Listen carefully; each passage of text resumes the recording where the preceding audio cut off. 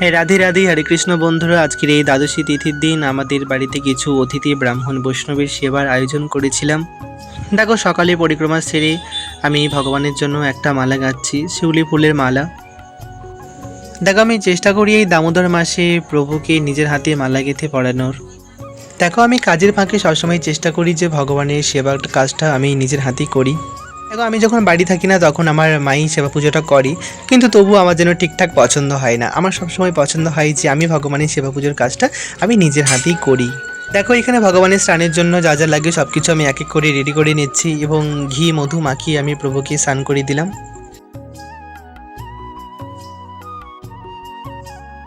আজকে সিম্পলের মধ্যেই প্রভুকে সিঙ্গার করলাম, সকলে দর্শন করো।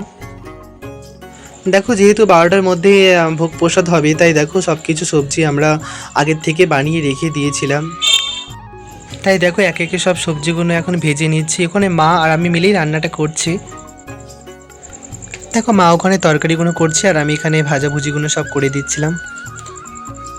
তাই আজকে সকলে মিলে মধ্যাহ্নে ভোগ দর্শন করো, কারণ ভোগ দর্শনে দুর্ভোগ কাটে। তো দেখো বন্ধুরা, আমি এখানে মহাপ্রসাদ কীর্তন করছি।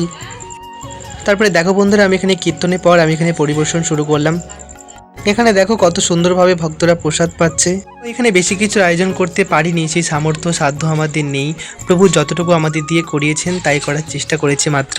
ভগবানের কাছে একটাই প্রার্থনা, এভাবে যেন সবসময় মানুষের সেবা করে যেতে পারি। রাধে রাধে।